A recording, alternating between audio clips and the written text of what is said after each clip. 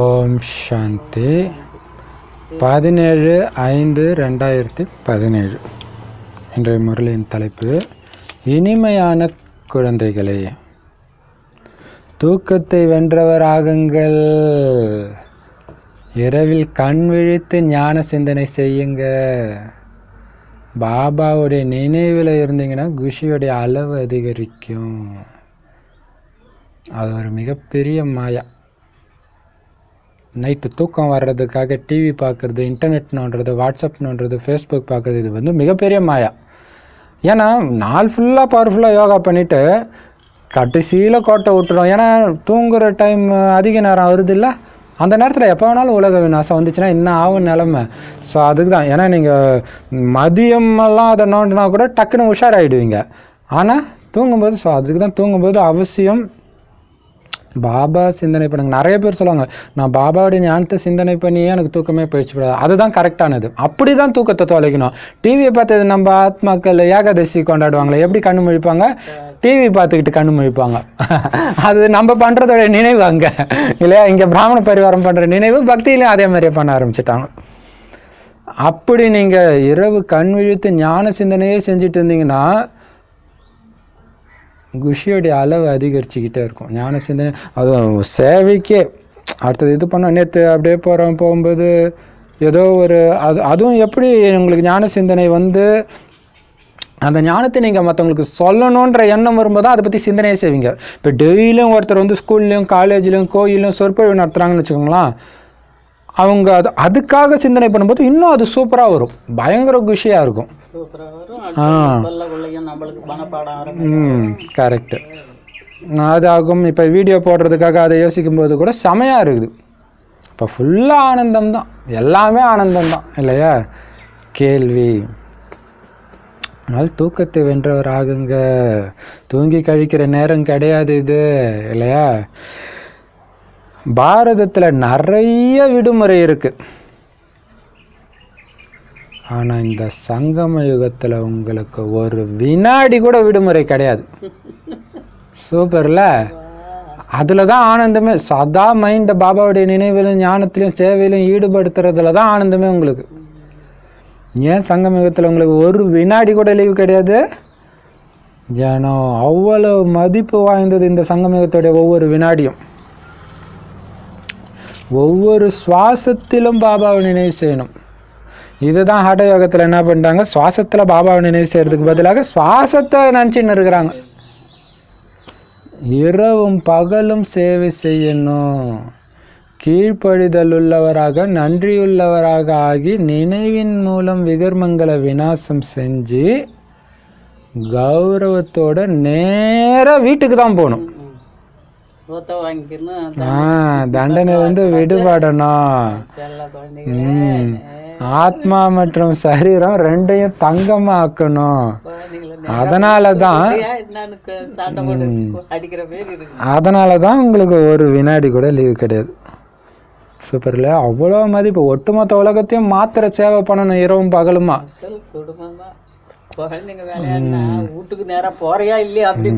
இல்ல இதுவே சொல்லுவாங்க. இப்ப ஒரு இப்ப நாங்க ஆற்று திருவிழா சேவைக்கு போனப்ப பாத்தீங்கன்னா அந்த ஆத்துல வந்து லைட் எல்லாம் இருக்காது. ஸோ 5 மணிக்கெல்லாம் போலீஸ் வந்து போங்க போங்க எல்லாரும் போங்க எல்லாரும் போங்க, குறிப்பா லேடிஸ் எல்லாம் போங்க போங்க. ஏன் சார் வெளிச்சமா தான் இருக்க? அம்மா உனக்கு தெரியுமா இங்கே என்னென்ன நடக்கும் அப்புறம்ட்ட ஒழுங்காக பத்திரமா வீடு போய் சேர வழியை பாருமா. அந்த மாதிரி தான் பாபா சொல்கிறாரு, விட்ட உடனே வீட்டுக்கு போகணும். அப்போ புத்தியில் எதுவுமே இருந்துடக்கூடாது. கொஞ்சம் இங்கே இருக்கிற ஏதோ ஒரு சிந்தனை இருந்துச்சு மாட்டணும். அப்போ தான் நரக வேதனைனா என்னன்னு தெரியும், துடிப்போம் இல்லையா? அதனால் பாபா சொல்கிறாரு ஒரு வினாடி மதிப்பு வாய்ந்தது. அந்த கடைசி நொடி எப்போன்னு நான் சொல்ல மாட்டேன். அதனால் ஒரு சுவாசிக்க மறக்கல, அது மாதிரி பாபாவை நினைக்க மறக்காதீங்க. அந்த மாதிரி இருக்கணும் நினைவு. சேவையும் இரவு பகலா. ஸோ பாபா சொல்கிறதுக்கு அப்படியே கீழ்படுது. ஏன்னா 21 பிறவிக்கு ஆஸ்தி கொடுக்குறாரு. அவர் சொல்கிறத கேட்குறதுக்கு உங்களுக்கு என்ன இருக்குது இல்லையா? ஒரு பெரிய பணக்காரர் இருக்கார், அவர் கீழே இருக்கிற வேலைக்காரங்க அவர் எது சொன்னாலும் செய்வாங்க. ஏன்னா அந்த அளவுக்கு அவங்க அப்படி வச்சிருக்கிறாங்க இல்லையா? நிறைய அள்ளி அள்ளி கொடுக்குறாங்க. அது அப்போ இறைவன் எவ்வளோ அள்ளி கொடுக்குறாரு.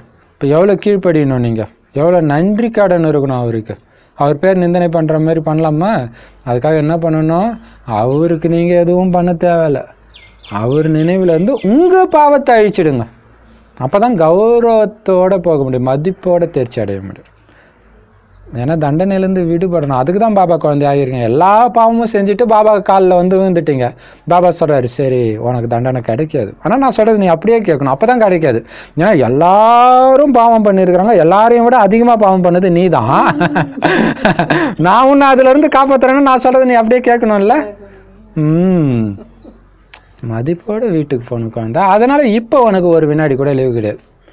ஓய்வு எடுக்காத, பொழுதுபோக்கு வேண்டாம், உனக்கு வேண்டாம். 2500 வருஷம் உனக்கு பொழுதுபோக்கு தான், எந்த வேலையும் கிடையாது, புத்திக்கு கூட வேலை கிடையாது. ஆனால் இப்போ வேண்டாம் குழந்தை. பாடல், நம்ம தீர்த்த ஸ்தலமே தனிப்பட்டது. ஓம் சாந்தி. தீர்த்த யாத்திரை வந்து 2 வகையாக இருக்குதுன்னு நமக்கு தெரியும். ஒன்று ஆன்மீக யாத்திரை, இன்னொன்று சரீர சம்பந்தப்பட்ட யாத்திரை. அதே மாதிரி படித்துறைன்னு எதை சொல்லுவாங்க? குளிக்கிற இடத்த சொல்லுவாங்களாம். அப்படியா? படித்துறைன்ட்டு அந்த குளத்துல போய் குளிக்கிறாங்கல்ல.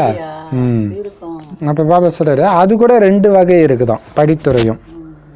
ஒன்று நதிகளுடைய படித்துறை, இன்னொன்று குழந்தைகளாகிய உங்களுடைய புது சென்டர் கீதா பாடசாலை. இங்கே வந்து தினம் தினம் குளிச்சுட்டு தானே போகுது ஆத்மா. ஸோ 2 இல்லை, ஆத்ம யாத்திரை, ஆத்மா குளிக்கிற இடம். அது உடலுடைய யாத்திரை, உடல் குளிக்கிற இடம். ஸோ இதுவும் 2 ஆச்சு. ஸோ நாளுக்கு நாள் படித்துறை உருவாகிட்டே இருக்குது. கேட்பாங்க,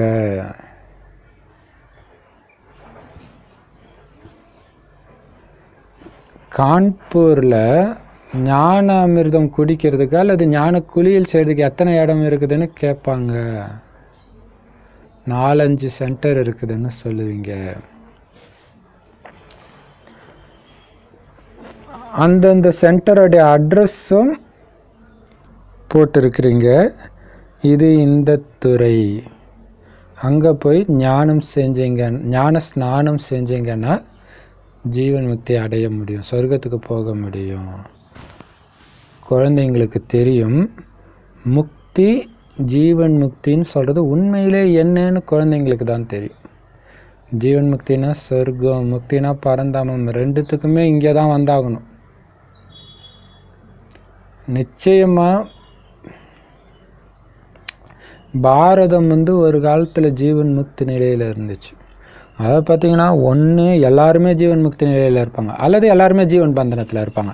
ஆனால் இந்த சங்கம் யோகம் மட்டும்தான் இதில் விதிவிலக்கு. சங்கம யோகம் தான் எல்லாத்துலேயுமே விதிவிலக்கு. இங்கே வந்தும் ஜீவன் பந்தனத்தில் இருக்காங்க. இங்கே தான் மாயா ராவணனை நேருக்கு நேராக சந்திச்சு வா. அப்போ பார்த்தீங்கன்னா சுக்ரீவனை விட்டு ராமர் வந்து கூப்பிடு, வாலியை சண்டைக்கு கூப்பிடுன்றார். அப்படி தானே நம்மளையும் பண்ணுறாரு. மாயாவான்னு நீங்கள் கூப்பிடுங்கன்றார், அவர் கூப்பிடல, அவர் தான் அழிக்கிறார். ஆனால் மறைஞ்சிருந்து தான் அழிக்கிறார் இல்லையா? எவ்வளோ பெரிய விஷயம் பாருங்க. ஏன்னா இப்போ உங்களுக்கு தெரியும் சொர்க்கம்னா ஜீவன் முக்தி. ஆனால் சொர்க்கத்தில் இருந்தவங்களே தான் மறுஜென்மம் எடுத்து கடைசியில் ஜீவன் பந்தனத்தில் வரும்போது இது என்ன ஆயிடுது? நரகம் ஆயிடுது. நாம் நிறைய தீர்த்த ஸ்தலங்களுக்கு போகிறோம், பக்தியில் தீர்த்த ஸ்தலங்களுக்கு போகிறாங்க. ஆனால் நம்ம தீர்த்த ஸ்தலத்துக்கு போகிறோம். எது? சென்டர் கீதா பாடசாலை. போய் என்ன பண்ணுறோம்? ஞான ஸ்நானம் செய்கிறோம், சத்கதி கிடைக்குது. எப்படி வந்து ஒருத்தவங்க தூங்கி எழுந்திரிச்சு ஒரு மாதிரி இருக்கும் மனநிலை, குளித்த உடனே ஒரு மனநிலை ஒரு நல்லா இருக்கும். அதே மாதிரி நல்லா மாயை அடித்து இங்கே வந்து உட்காந்து பாபா ஞானத்தை கேட்க அப்படியே வரும் பாருங்க குஷி. அந்த குளியல் ஏற்படுத்துகிற மாதிரி இந்த ஞான குளியல் ஏற்படுத்துது. ஏன்னா இதன் மூலமாக தான் சத்கதி கிடைக்குது. சத்கதியுடைய சாட்சாத்காரம் கூட குழந்தைங்களுக்கு கிடைச்சிருக்குது.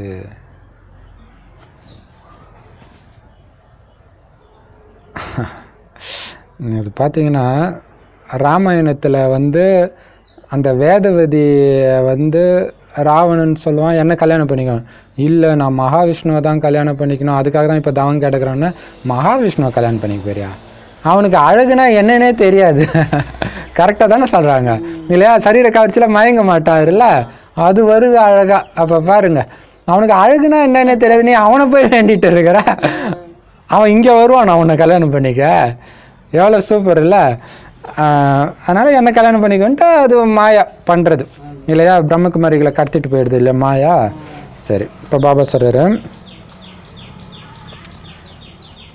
சத்கதினா எப்படி இருக்குன்ற சாட்சாத்காரம் குழந்தைங்களுக்கு கிடைச்சிருக்குது. ஸ்ரீகிருஷ்ணரோட போய் அப்படியே இவங்களும் டான்ஸ் ஆடுறாங்க. அப்போ அவங்களுக்கு தெரியுது, அந்த கொஞ்ச நேரம் டான்ஸ் ஆடிட்டு வரும்போது பா அந்த லட்சியம் வருது, அந்த மாதிரி வாழ்க்கை வேணும்னு தோணுது இல்லையா?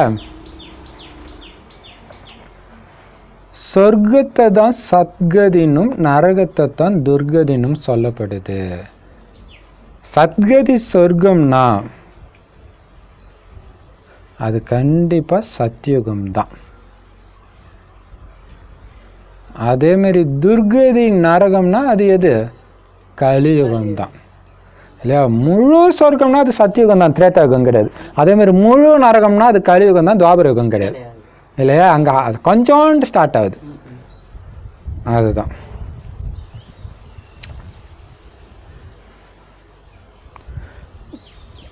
நீங்கள் எல்லாரையும் கூப்பிட்றீங்க, குழந்தைங்க வந்து எல்லாரையும் வாங்க சொர்க்கத்துக்கு போகலாம், வாங்க வாங்கன்னு கூப்பிட்றீங்க. இந்த கலியுக நரகத்துலேருந்து சத்யுக சொர்க்கத்துக்கு போகலாமா அப்படின்னு கூப்பிடுறீங்க. கூப்பிடும் பொழுது கண்டிப்பாக நீங்கள் என்ன பண்ணணும்னா, சொர்க்கம்னு சொல்கிறதோட சேர்த்து சத்யுகன்ற வார்த்தையை அவசியம் போடுங்க. ஏன்னா நிறைய பேருக்கு சத்யுகம் சொர்க்கம் தெரியாது, சத்யுகன்ற வேர்டு தெரியும், சத்யுகம் தான் சொர்க்கம் தெரியாது, அதுக்கு தான் கூட போடுங்கன்றாரு இல்லையா? அதான் பெரிய விஷயம். சிவன் போட்டிங்கன்னா இங்கே ஆளாளுக்கு சிவன் பேர் வச்சுருக்காங்க. ஏதோ ஒரு சிவன் ஒரு சாமியார் வந்தார்னு வச்சுக்கோங்க, அதனால் திருமூர்த்தி சிவன் போடுங்கன்றார். பரமபிதா பரமாத்மா திருமூர்த்தி சிவன் போடுங்கன்றார். அப்போ யோசிப்பாங்க, இது என்ன இது அப்படின்ட்டு பாபா சொல்கிறார். அதே மாதிரி இங்கே சத்யுக சொர்க்கம்னு போடுங்க. அப்போ தான் சொர்க்கம் வேறு நரகம் வேறுன்னு தெரிஞ்சுக்குவாங்க. ஏன்னா சத்யுகம் அதோட முடிஞ்சிச்சு, அடுத்தது வேறு யுகம் வருது. அப்போ சத்யுக சொர்க்கம்னாலே அப்போ இந்த இடம்னு தெரிஞ்சுக்குவாங்க. இங்கே தானே சத்யுகம் கலியுகம்லாம். அப்படி இல்லைன்னா மனிதர்கள் என்ன சொல்கிறாங்க, அப்பா பாப்பா எல்லாம் இதே தான்ப்பா சொர்க்கம், இதே தான் நரகம், காசு இருந்தால் சொர்க்கம் இல்லைன்னா நரகம்ன்றாங்க. பாபா சொல்கிறாரு, சொர்க்கத்தையும் நரகத்தையும் பற்றி உண்மையான பாரதவாசிகளுக்குத்தான் தெரியும் இல்லையா? அந்த குழந்தைங்க தான் புரிஞ்சுக்குவாங்க. இப்போ பாபா குழந்தை ஆகிறதுக்கு முன்னாடி ஒவ்வொரு குழந்தையும் அந்த நரக வேதனை அனுபவிச்சுன்னு இருக்கும். அங்கே தேவி தேவதா தர்மத்தினர்கள் தான் போவாங்க. அதனால் வேறு யாருக்கும் தெரியாது சொர்க்கத்தை பற்றி. சொர்க்கத்தை பார்க்காதவங்களுக்கு இது நரகம்னு தெரியாது. அது ஒன்று இருக்குல்ல, சொர்க்கத்தை பார்த்தா தான் கம்பேர் பண்ணி சொல்ல முடியும். வேறு யாருக்குமே தெரியாது சொர்க்கத்தை பற்றி. ஏன்னா ஒவ்வொருத்தருக்கும் அவங்கவுங்களுக்கும் தனியாக தர்மம் இருக்குது, தர்ம சாஸ்திரமும் இருக்குது. அதனால் கண்டிப்பாக ஒவ்வொருத்தரும் அவங்க தர்ம சாஸ்திரத்தை தான் படிக்கணும். ஏன்னா அவங்களுடைய தர்ம சாஸ்திரம் தான் அவங்களுக்கு நன்மை செய்கிறதா இருக்கும். அப்போ உங்களுக்கு தர்ம சாஸ்திரம் இங்கே எதுவுமே கிடையாது. இப்போ நீங்கள் இதை தான் படிக்கணும். அதனால தான் உங்களுக்கு தான் இது பிடிக்கும், மற்றவங்களுக்கு இது ஒன்றும் பிடிக்காது. உங்களுக்கு இதை தவிர எதுவுமே பிடிக்காது. கிறிஸ்டின்ஸ்கிட்டலாம் போய் சொல்லுங்களாம், எங்களுக்கு இது போதுங்க போங்க. அவங்களுக்கு அதுதான் நன்மைக்கு செய்யுது. ஸோ அது ட்ராமா ஒன்றும் பண்ண முடியாது. ஆனால் இறைவனை நினைக்கிற வழியை மட்டும் சொல்லிட்டு வந்துடணும். ஸோ கடைசி நேரத்தில் அவங்களுக்கும் அப்போ தானே நாம் நிச்சயமாக உயர்ந்த குலத்தை சார்ந்தவங்க தான் அப்படின்னு நமக்கு தான் தெரியும். இருக்கிறதுலே உயர்ந்த குலம் நாம தான். எதுவரை அது பாருங்க, அதாவது பாபா சொல்கிறார், அது சீச்சி உலகன்றார். சங்கமயுகம் வைரத்துக்கு சமமானது, சத்யுகத்தை விட உயர்ந்த யுகன்றார். ஆனால் இந்த சங்கமயுகம் எதுக்கு நடுவில் இருக்குது? கலியுகத்துக்கு நடுவில் இருக்குது. வேலை பெரிய விஷயம். அந்த பக்கம் போகணும்னு நினைக்காத. பார்த்தீங்கன்னா ராமாயணத்தில் மகாபாரதத்தில் எல்லாமே அடிக்கடி என்ன ஆகும்னா, அசுரர்கள் வருவாங்க. அசுரர்கள் எந்த ரூபம் வேணாலும் எடுக்க முடியும். எங்கள் அம்மா அது என்ன அசுரர்களுக்கு மட்டும் அப்படி ஒரு அதோடைய அர்த்தம் சொல்லலாம், நீ ஒன்றும் சொல்ல தேவையில்லைன்னு இல்லையா? அப்ப பாருங்க, இருக்கிறதுல உயர்ந்த குலத்தை சார்ந்தவங்க நாம, அதனால அதுல இருந்து விலகி இருக்கணும் அசுர குலத்துல இருந்து. அப்ப பிராமண குலத்திலே அதே மாதிரியே இருப்பாங்க. அதாவது யாரோ சொன்னாங்க, சங்கம யுகத்திலேயே ஒரு கலியுகமா இப்ப நடக்கிறது, சங்கம யுகத்துல ஒரு கலியுகமா. அப்ப அது மாதிரி பாத்தீங்கன்னா சங்கம யுகத்திலேயே 4 வர்ணமும் வந்துருதான். அது பாபாவும் சொல்றாரு, அவங்கவுங்க நிலை வந்து சதோ ஆயிருக்கிறீங்களா, சதோ பிரதானம் ஆயிருக்கிறீங்களா, சத்திரிய குணமா இது வந்துட்டு. அப்ப நாம நம்மள எப்படி புரிஞ்சுக்கணும், நான் சூரிய வம்சத்தவன் புரிஞ்சுக்கணும். பிராமண குலத்திலே கொஞ்சம் தவறான காரியம் செய்யறாங்க, துக்கம் கொடுக்குறாங்கன்னா அவங்க சந்திர வம்சத்தவர்னு புரிஞ்சுக்கணும். அப்போ உயர்ந்ததிலும் உயர்ந்தவர் யாரு, சூரிய வம்சத்தவர். ஸோ அதுவும் மெயின்டைன் பண்ணணும் இல்லையா? அவங்களுக்கு சக்தியை மட்டும் கொடுக்கணும். இப்போ ராஜா வந்து போய் வேலைக்காரன் வீட்டில் போய் சாப்பிட மாட்டார், ஆனால் வேலைக்காரனை பார்த்துக்குவார். ஸோ அந்த இது இருக்கணும், அவங்க தொடர்பு இருக்கக்கூடாது, ஆனால் அவங்களுக்கு சுபபாவனை வைக்கணும். நிச்சயமா நீங்க உயர்ந்த குலத்தை சார்ந்தவங்க, உயர்ந்ததிலும் உயர்ந்த குலத்தை சார்ந்தவங்க. பிராமணர்கள் உயர்ந்த குலத்தை சார்ந்தவங்கன்னா நீங்க உயர்ந்ததிலும் உயர்ந்தவங்க, சூரிய வம்ச ராஜா மகாராஜா நான். ஆனா எது வரைக்கும் நீங்க மனிதர்களுக்கு டிராமாவுடைய ரகசியத்தை புரிய வைக்கலையோ, சூப்பர், அது வரைக்கும் அவங்க பயங்கர இருட்டில் தான் இருப்பாங்க.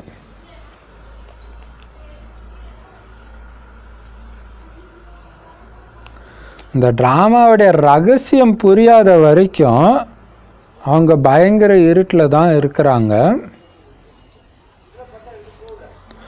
அதனால தான் நீங்க இந்த சித்திரங்களை வச்சு புரிய வைங்க. அந்த விராட ரூபம் இருக்குது இல்லையா, அது உண்மையிலே என்னன்னு புரிய வைங்க. அவங்க இவ்வளோ நாள் வந்து அதை வைத்தே தான் கடவுளே இல்லைன்ற ஒரு முடிவுக்கு வந்தாங்க. ஸோ புரிய வைக்கும்போது அவங்க புரிஞ்சுக்குவாங்க.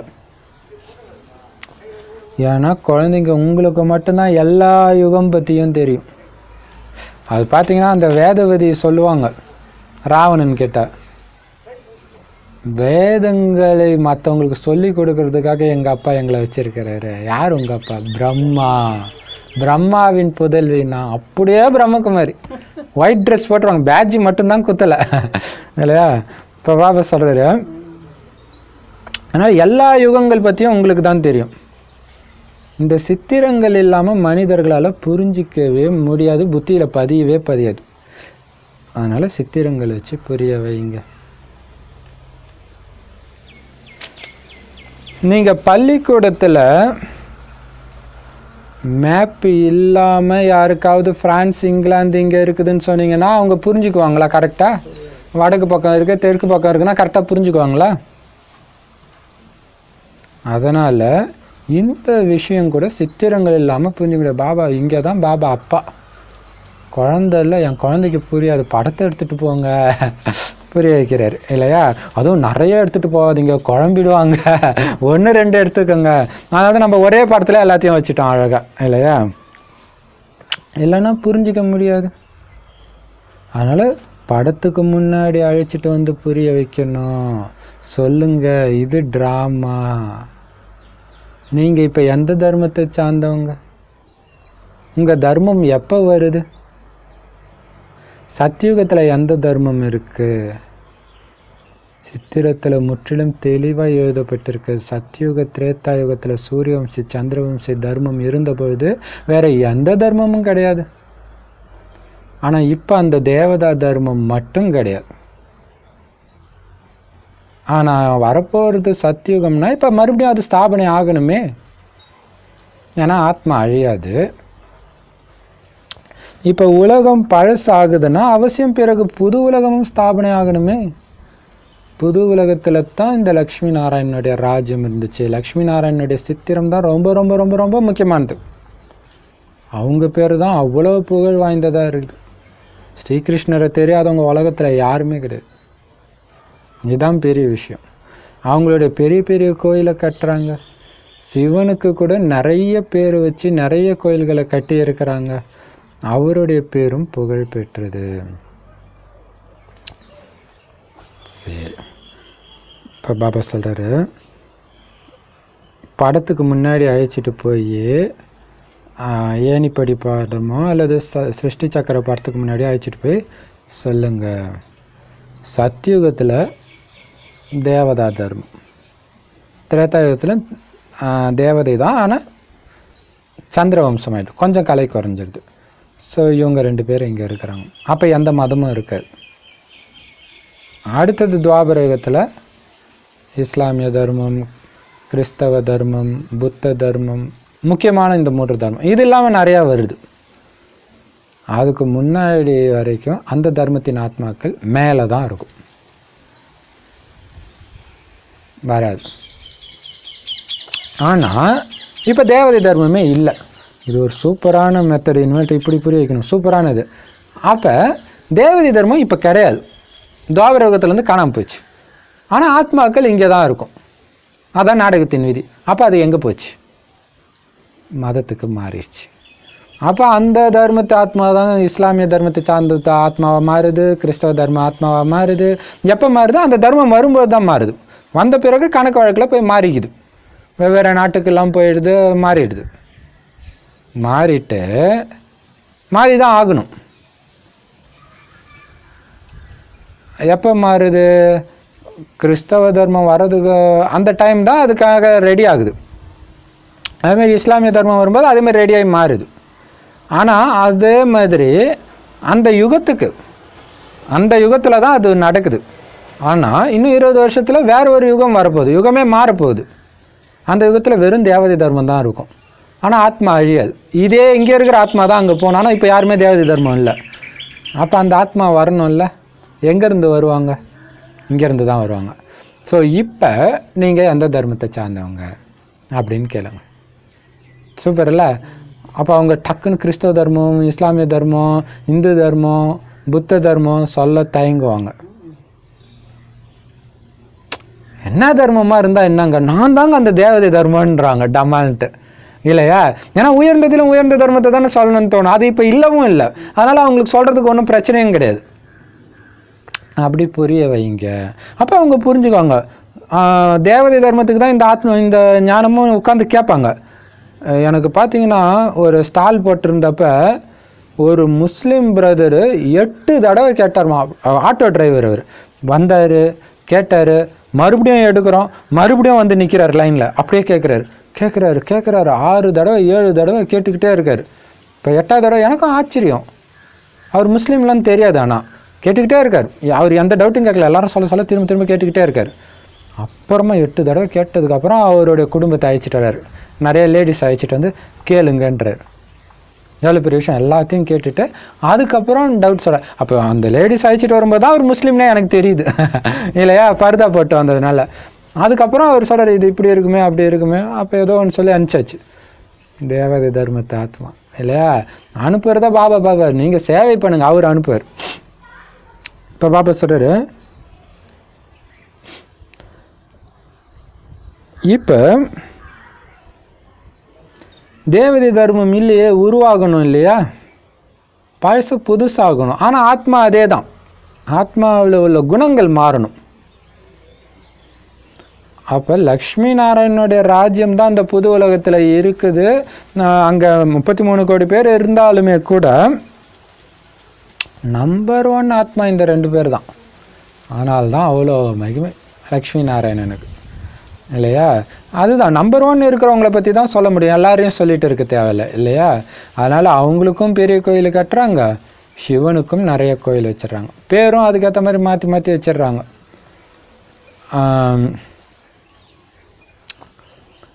ஏன் சிவனுக்கு கோயில் கட்டுறாங்க? ஏன்னா அவர் தான் சோமரசம் மருந்து வைக்கிறார்.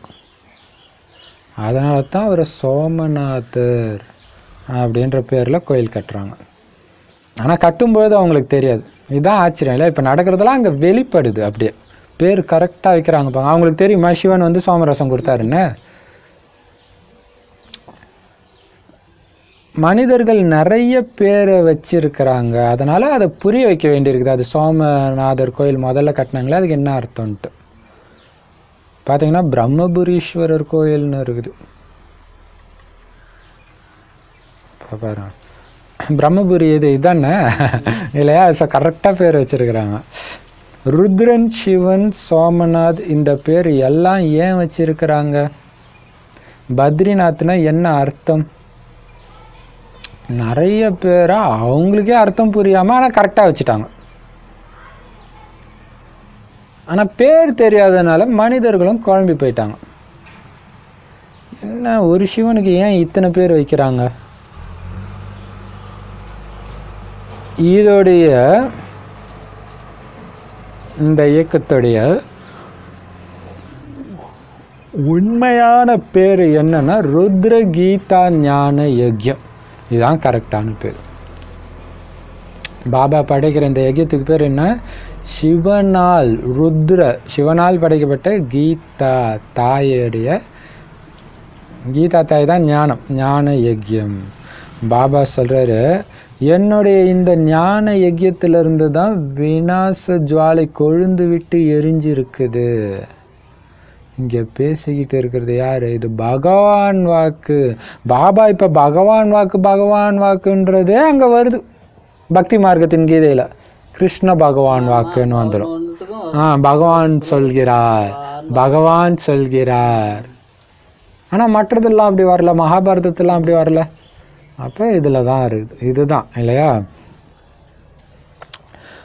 அதனால எப்ப யார் வராங்களோ அவங்களுக்கு அவசியம் இந்த கீதையை பத்தி புரிய வைங்க. பகவான் வாக்கு மாமேக்கம் யாத் கரோ, என்னை மட்டும் நினைவு செய்யுங்கன்னு கீதையில எழுதப்பட்டிருக்கு. அப்பதான் உங்களுடைய பாவங்கள் விநாசமாகும்னு எழுதப்பட்டிருக்குது. மேலும் நீங்க என்கிட்ட வந்து சேர்ந்துடுவீங்கன்னு போட்டிருக்கு. அதுக்கு உண்மையான அர்த்தம் என்னன்னு புரிய வைங்க. இது எனக்கு நல்லா ஞாபகம் இருக்குது, அந்த வாய்ஸோட ஞாபகம் இருக்குது கீதா ஆடியோ கேட்கும்போது. இதுல தோல்வியே கிடையாது அர்ஜுனா. எப்படியா இருந்தாலும் என் பக்தன் என்னிடம் வந்து சேர்ந்துடுறான். ஒரு சிலர் பரவச நிலையை அடையிறாங்க, அடைய முடியாட்டினாலும் என்கிட்ட வராங்க. அது முக்தி ஜீவன் முக்தியை சொல்றாரு இல்லையா? ஸோ இதுல உனக்கு நஷ்டமே கிடையாது, பாவம் அழியுது இல்லையா? என்ன நினைவு செய்யுங்க, அதன் மூலமாக தான் பாவம் அழியும், என்கிட்ட வந்தும் சேருவீங்க. அதில் வேர்டு மட்டும் கொஞ்சம் விமோச்சனம் அந்த மாதிரிலாம் வரும், பாவ விமோச்சனம் அந்த மாதிரி. அனைவருமே என்னிடம் தான் வந்து சேர்றாங்க அப்படின்ட்டு வரும். இந்த வேதங்கள் எல்லாம் என்னிடம் இருந்து தான் புறப்பட்டனன்னு வரும். கரெக்ட் தானே? இங்கேருந்து தான் வெளிப்படுது எல்லாமே. அவர் எல்லையற்ற தந்தை, சொர்க்கத்தை படைப்பவர், ஜீவன் முக்தியை படைப்பவர். அவர் பேரே ஹெவன்லி காட் ஃபாதர்.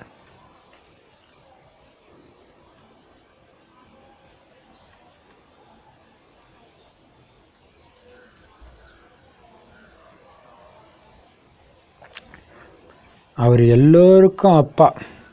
ஆனா அந்த அப்பா படைச்சது என்னது? சொர்க்கத்தை. அப்ப கண்டிப்பா அந்த சொர்க்கத்தின் அதிபதியா நாம தானே இருப்போம். அதுதான் ஜீவன் முக்தி வாழ்க்கை அவர் படைக்கிறார் உங்களுக்கு. ஏன்னா அவர் பேரு ஹெவன்லி காட் ஃபாதர், சொர்க்கத்தை படைக்கிறவர் தான் அவருடைய பேரு. ஆனா சொர்க்கத்துல அவர் இருக்கிறது இல்லை. சொர்க்கத்தை படைப்பவர், சொர்க்கத்தில் வசிப்பவர் அல்ல. இதுதான் அன்பே சிவம். இதுக்கு தான் அவருக்கு அவ்வளவு மகிமை. ஒரு வினாடி எட்டி கூட பார்க்கலாங்க, அந்த ஆசையே வரல அவருக்கு. என் குழந்தை கஷ்டப்படக்கூடாது, சூப்பராக இருக்கணும்னு சொல்லி அனுப்பிச்சிடுறாரு. ஸ்தாபனை அதுக்கும் சொல்றாரு, நீங்க என்ன கூப்பிடவே இல்லையாங்க. அது ஒண்ணு இருக்கு, டிராமால கூப்பிட்டாதான் வரணும்ன்ற மாதிரி இருக்குது, விதிக்கப்பட்டிருக்குது. நீங்க என்ன கூப்பிடுறது கூப்பிடல தெரியாது. அதனால பாபா சொல்றாரு, ஸ்தாபனை விநாசம் பாலனையின் காரியத்தை செய்யறாரு இல்லையா? அதனால இப்ப பாபா சொல்றாரு, பரலௌகிக தந்தையாக என்ன நினைவு செய்யுங்க, கூடவே உங்களை அசரீரி ஆத்மான்னு உணருங்க. இல்லைன்னா எப்படி என்கிட்ட வருவீங்க? உடம்பு தூக்கிட்டா வருவீங்க. இதை யாருமே பண்ணதில்ல. கடவுளை நினைக்கிறாங்க, எப்படி எப்படியோ நினைக்கிறாங்க, கடவுளையும் கரெக்டா தெரியாது. பட் ஆனா யாருமே தன்னை ஆத்மான்னு புரிஞ்சுட்டு நினைக்கல. அதான் பெரிய விஷயம் இல்லையா? ஆத்மான்னு புரிஞ்சிக்காம என்ன நினைவு செஞ்சால் நீங்கள் எப்படி என்கிட்ட வர முடியும்? உடம்பு எடுத்துகிட்டா வர முடியும்? அப்படி நினச்சிட்டு இருக்கிறீங்களா? எல்லாம் என்ன பண்ணுவோம், இந்த உடம்பை பொன் தேகமாகணும், வெள்ளி தேகமாக்கணும், இப்படி தான் எல்லாம் கற்றுக் கொடுத்துருக்குறாங்க. நீ தேகமே கிடையாது, நீ என்ன தேகமாக என்ன பண்ண போகிற? ஆத்மான்னு புரிஞ்சுக்க, உனக்கு நல்ல தேகத்தை நான் கொடுக்குறேன், இந்த தேகத்தை நீ விட்டு தான் ஆகணுன்றாரு பாபா. இதுதான் அதுக்கும் நமக்கும் உள்ள வித்தியாசம். இல்லைன்னா எப்படி குழந்தை என்கிட்ட வருவ? இது உங்களுடைய கடைசி ஜென்மம். அதனால் சேர்த்து வச்ச பாவத்தின் கணக்கை இப்போ முடிச்சே ஆகணும். ஏன்னா முடிஞ்சிச்சு, கல்பம் முடியுது, கணக்கு முடிக்கணும். எப்படி மார்ச் மாதம் அக்கௌண்ட் செட்டில்மெண்ட் டேன்னு அக்கௌண்ட்டை முடிக்கிறாங்களோ, அது இல்லையா பிஸ்னஸ் கணக்கு வைக்கிறவங்க முடிப்பாங்க, அது மாதிரி இந்த கர்ம கணக்கு பாவ புண்ணிய கணக்கு முடிச்சாகணும் இப்பயே. அதனால் பாபா சொல்கிறாரு, முடிக்கிறதுக்கு என்ன பண்ணணும்? தண்டனை அனுபவிக்கணும். தண்டனையிலேருந்து தப்பிக்கணும்னா என்ன பண்ணணும்?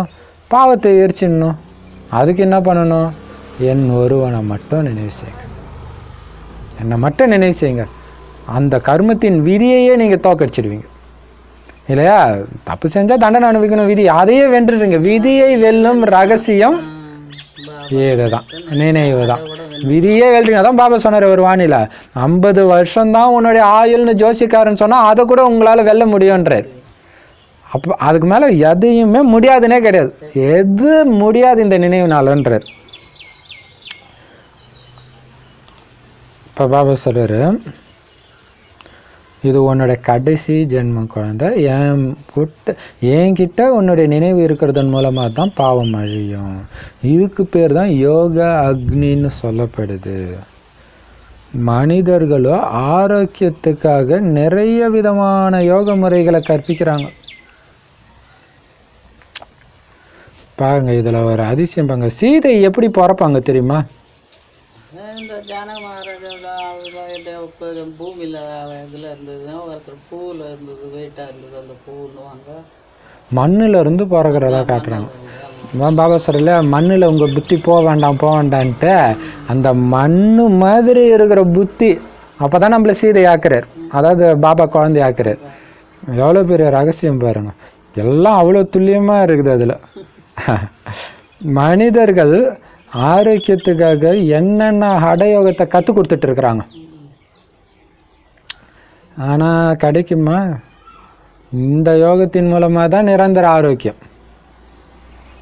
அதனால் பாபா சொல்கிறாரு, பரலௌகிக தந்தை கூட சொல்கிறாரு, என்கிட்ட நினைவின் தொடர்பை வையுங்க, இந்த ஞானத்தை தாரணை செய்யுங்க. அப்போ என்ன ஆகும் பாபா? புத்தியின் தொடர்பு என்கிட்ட இருக்கும்போது உங்களுடைய பாவங்கள் அழியும். ஞானத்தை எந்த அளவுக்கு தாரணை செய்கிறீங்களோ அந்த அளவுக்கு உயர்ந்த சத்யுக வைகுண்டத்தின் ராஜ பதவியை நான் உங்களுக்கு கொடுப்பேன். அப்போ இதை நான் சொல்கிறத நீங்கள் ஏற்றுக்கணும் தானே? இந்த ஞானத்தை தாரணை பண்ணிக்கிட்டே இருக்கணும் தானே? இப்போ நம்ம ப்ராக்டிஸ்லாம் பாங்க, ஞான பாயிண்ட்டு ப்ளஸ் பாபா நினைவு கலந்து ரெண்டுமே ரொம்ப முக்கியம். நிறைய பேர் இதை தப்பாக புரிஞ்சு ஒளிப்புள்ளியாக தானே நினைக்கணும், நீங்கள் என்ன என்னென்னமோ நினைக்க சொல்கிறீங்க அதாங்க இல்லையா? சரி, ஒளிப்புள்ளியாக நினைப்பீங்க, அப்புறம் எப்போ ஞானத்தை தாரணை பண்ணுறது இல்லையா? இப்போ பாபா சொல்கிறாரு,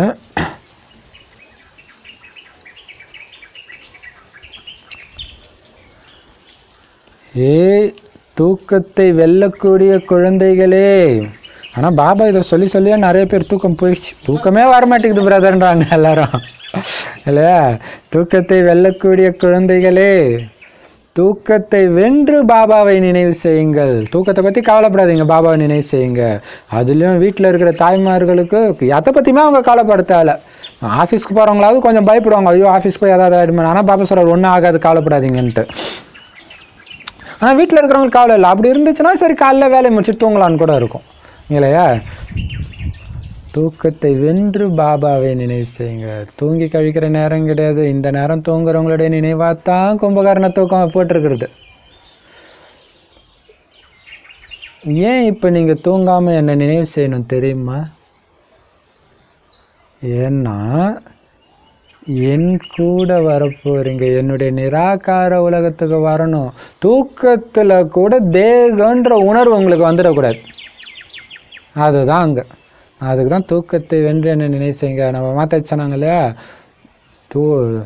கணவன் இறந்ததுனால அது அமிர்தவலை பண்ணிட்டு ஸ்லைட்டாக படுத்தா கணவனோட இருந்த அந்த கனவுகள்லாம் வருது, அதனால நான் தூங்குறதே விட்டுட்டேன் அப்படின்னாங்க. எவ்வளோ எச்சரிக்கையாக இருக்கிறாங்க இல்லையா? கிருஷ்ணராக இருந்தால் என்ன சொல்லுவார்? என்னுடைய வைகுண்டத்துக்கு வரணும்னு சொல்லுவார். யார் எந்த இடத்துல வசிக்கிறாங்களோ அந்த இடத்தோட இலக்கத்தானே காட்டுவாங்க. அதனால் நிராகார தந்தை சொல்கிறாரு, நீங்கள் என்ன நினைவு செஞ்சீங்கன்னா என்னுடைய நிராகார உலகத்துக்கு வந்துடுவீங்க. என்கிட்ட வர்றதுக்கு இந்த ஒரு வழி தான் இருக்குது. இப்போ குழந்தைங்க, நீங்கள் முக வம்சாவளி, அதாவது வாய் வழியாக பிறந்தவங்க. குக வம்சாவளினா கர்ப்பத்தின் மூலமாக பிறக்கிறவங்க. குகவம்சாவளி மற்றும் முகவம்சாவளின்ற வார்த்தை ரொம்ப ஈஸியானது. பாபா நான் உங்களுடையவன் அப்படின்ட்டு நீங்கள் சொல்கிறீங்க. அதுக்கு பாபா சொல்கிறார், ஆமாம் குழந்தை, நானும் சொல்கிறேன், நீங்கள் என்னுடையவங்க தான். இப்போ என்னுடைய அறிவுரைப்படி நடந்துக்கோங்க. ஏன் பாபா சொன்னால் போதாது, நான் சொல்கிற மாதிரி நடந்துக்க குழந்தை அப்படின்னு சொல்கிறார். இது ஆனால் சூப்பரான பாயிண்ட். இன்னைக்கு நிறைய சேவைக்காக பாபா பாயிண்ட் கொடுத்துட்டு இருக்கிறாரு. எல்லாருடைய இலக்குமே கடவுள்கிட்ட போகணுன்றது தான். சொர்க்கத்துக்கு வரணுன்ற இலக்கு ரொம்ப ரொம்ப கம்மியானவங்க தான் வைக்கிறாங்க. இப்போ எல்லாரும் வரக்கூடிய இடமும் அதுதான். சொர்க்கத்துக்கு எல்லாரும் வர மாட்டாங்க. அப்போ அதுக்கு ஒரே வழி இது மட்டும்தான், என்ன நினைவு செய்யறதான். அதனால தான் எல்லா மதத்துக்கான ஞானம்னு சொல்கிறது இது. ஏன்னா கிறிஸ்தவ தர்மம் வரும்போது இங்கே கிறிஸ்தவ தர்மத்தில் வருவீங்க, அது ஓகே. ஆனால் அதுக்கு முன்னாடி பறந்து அவன் போகணுமே, அவர் நினச்சாதான் போக முடியும். அதான் பாபா சொல்கிறார். ஸோ இந்த ஒரு வழி தான் இருக்குது வர்றதுக்கு. இது பார்த்தீங்கன்னா சொல்லுவார், நிறைய அப்பாவுடைய ராஜ்யத்துக்கு நிறைய வழி இருக்குது, அதில் ஒரு வழியை நான் தயார் பண்ணுறேன் அப்படின்னு சொல்லுவார். ஆனால் அது தப்பு இல்லையா? நிறைய வழி கிடையாது, ஒரே வழி தான் அவரை நினைவு செய்யணும். அவர் எப்படி நினைவு செய்யணுன்றதை அவர் தான் சொல்லுவார். இப்போ பாபா சொல்கிறாரு, நான் உன்னுடையவன் சொல்கிறீங்கல்ல, நான் சொல்கிறேன் நீங்கள் என்னுடையவர் தான். ஆனால் அதை நிரூபிங்க. எப்படி நிரூபிக்கணும்? என் அறிவுரைப்படி நடந்துக்கும். அப்படி நிரூபி. சூப்பர் பாயிண்ட் இல்லையா? நிரூபி, என்னோட குழந்தை நிரூபி. பார்த்தீங்கன்னா இதில் பார்த்தீங்கன்னா ராமாயணத்தில் ஃபுல்லாகவே பரீட்சை வைப்பாங்க. வாலிய ராமரால் கொல்ல முடியுமான்னு சுக்ரீவனுக்கு டவுட் வரும், எனக்கு நிரூபிச்சு காட்டு அப்படின்னும். அதே மாதிரி தான் பாபா சொல்கிறார், நீ நிரூபிச்சு காட்டு, என் குழந்தைன்றல நீ மாயா வெளிவேன்னு நிரூபிச்சு காட்டு. அது எப்படி முடியும்? என் அறிவுரைப்படி நடந்து வென்று காட்டு. ஸோ அது அறிவுரைப்படி நடக்கிறியா இல்லையான்றது மாயா வெல்றீங்களா இல்லையான்றதை வச்சு தெரிஞ்சிடும் இல்லையா? வெல்றதுக்கான வழி அந்த அறிவுரையில் இருக்குது. நீங்கள் ஃபாலோ பண்ணுறீங்களா அது அவருக்கு தெரியாது. ஆனால் மாயா வெல்றீங்களா இல்லையான்னு அவருக்கு தெரியும். நடந்து காட்டுங்க. பாரதம் சொர்க்கமாக இருந்தபோது இத்தனை ஆத்மாக்கள் எங்கே இருந்தாங்க? முக்திதாமத்தில் இருந்தாங்க. ஏன்னா சத்தியுகத்தில் ஒரு தர்மம் தான் இருக்கும். அதனால தான் கை தட்டுறது கிடையாது. ரெண்டு கை இருந்தால் தானே தட்டும், ஓசை வரும், சவுண்டு வரும், சச்சரவு வரும், சண்டை வரும். அங்கே ஒரே தர்மம்னா என்ன? வழி, ஒரே வழி. அதனால் கை தட்டுறது கிடையாது. அங்கே சண்டை சச்சரவோடைய பேரே இருக்காது. எவ்வளோ பெரிய விஷயம். இன்னைக்கு அப்பா பையன்கிட்ட, பையன் அப்பா கிட்ட, கணவன்கிட்ட, மனைவி கிட்ட, யார்கிட்டையுமே சத்தம் போட்டு பேச முடியல. யார் எப்படி கொலை பண்ணுவாங்கன்னே தெரிய மாட்டேங்குது. ஆனால் அங்கே எப்படின்னா என்னன்னே தெரியாது இல்லையா? இப்போ நிறைய பேர் சொல்கிறாங்க, பையனை படிக்க எல்லாம் பண்ணு, ஆனால் உனக்குன்னு தனியாக காசு பேங்க்கில் போட்டு வை, யாரையும் நம்பாத. எல்லாருமே கொடுக்குற அட்வைஸ் இப்போ. ஏன்னா மைண்ட் அப்படி ஆயிடுச்சு. ஆனால் அங்கே இப்படியெல்லாம் சந்தேக புத்தி இருக்காது இல்லையா? இந்த மனிதர்கள் சொல்கிறாங்க இந்தியர்கள் சீனர்கள் சகோதரர்கள்னு. பாபா கேட்குறாரு, அப்படியா? ஆனால் சண்டையில் போட்டுட்டு இருக்கிறாங்க, அப்புறம் என்ன சகோதரர்கள்ன்றீங்க? பதித்த பாவனா சீதாராம்னு பாடுறாங்கன்னா நாம் தூய்மையின்றி இருக்கிறோம்னு தானே பாடுறாங்க. இல்லைன்னா ஏன் தூய்மையற்றவர்களை தூய்மையாக்கக்கூடிய சீதையின் ராமனின் கூப்பிடணும்? இப்போ நீங்கள் தூய்மையற்ற அவரை கூப்பிடுறீங்க, அப்போ நீங்கள் தானே தூய்மை இல்லாமல் இருக்கிறீங்க, தூய்மையாக்க வாங்கன்னு தானே கூப்பிடுறீங்க.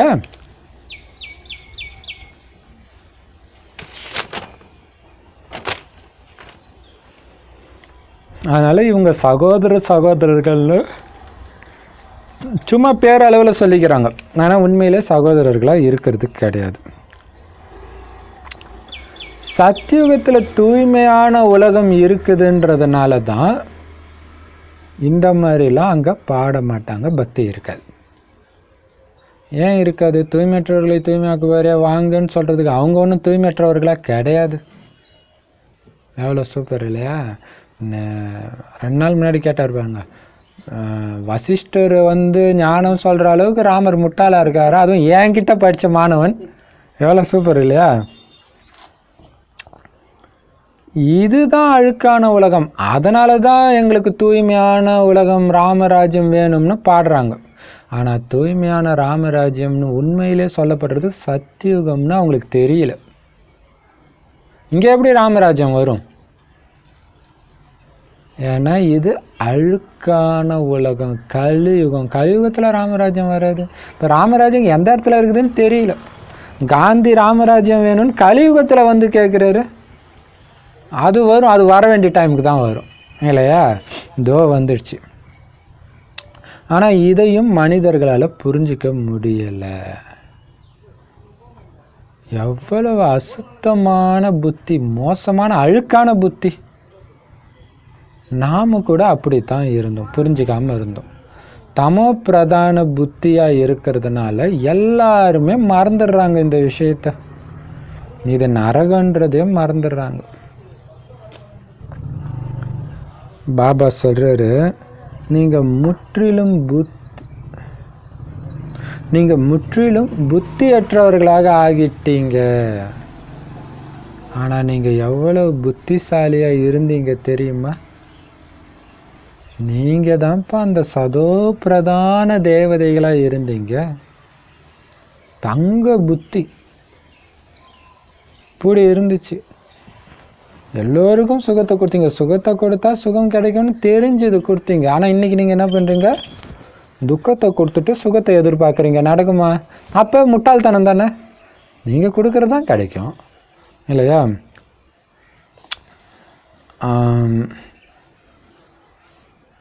இப்போ பாபா சொல்கிறாரு, நீங்கள் சொர்க்கத்தில் இதுதான் நிறைய பேர் கேட்பாங்க. என்ன கேட்பாங்கன்னா, துக்கம் கொடுத்தா நம்ம பார்த்துட்டு கம்முன்னு இருக்கணுமா? கம்முன்னு தான் இருக்கணும். ஏன்னா நீங்கள் ஒன்றும் பண்ணாமல் அவங்க துக்கம் கொடுக்குறாங்கன்னு தான் உங்களுக்கு கோபம். இப்போ அவங்கள விடக்கூடாது அப்படின்னு கொடுக்குறீங்க. ஒன்றும் பண்ணாமலே துக்கம் கொடுத்த ஆத்மா நீங்கள் துக்கம் கொடுத்ததுக்கப்புறம் கொடுக்காம இருக்குமா?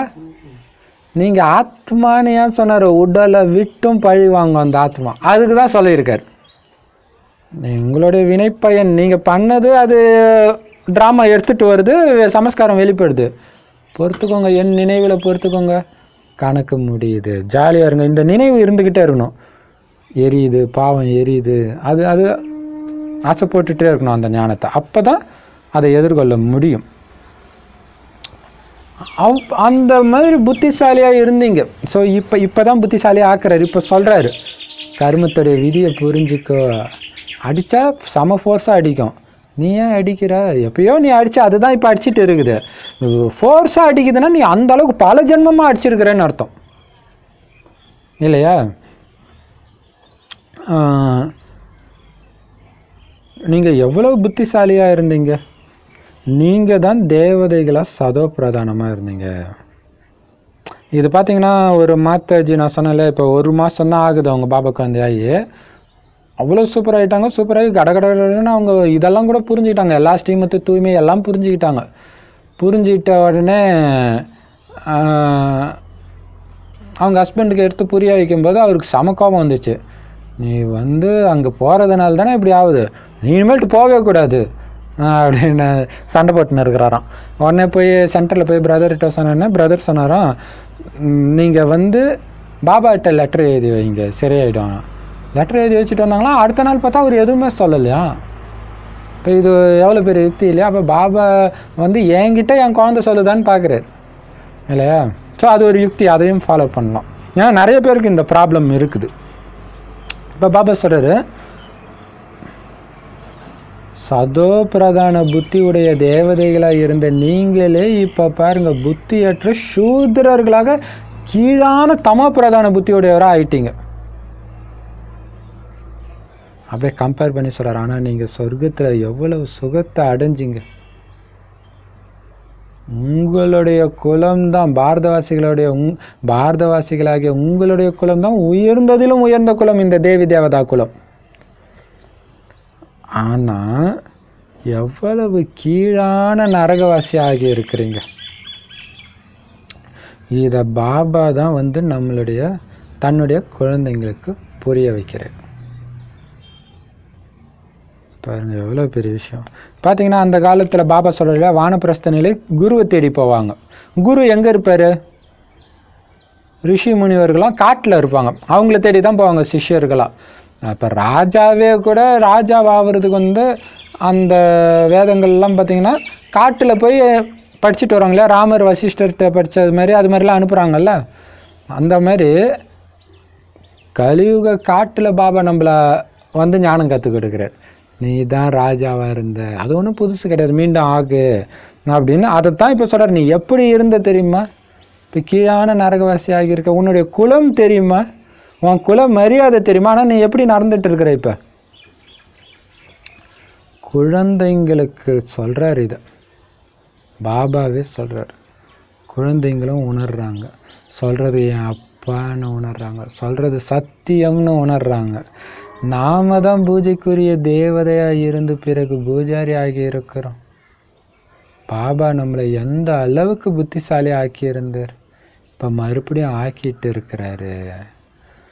இந்த விஷயங்களை மட்டும் நீங்க இரவுல சிந்தனை செஞ்சுக்கிட்டே இருந்தீங்கன்னா பயங்கர குஷியில வருவீங்க.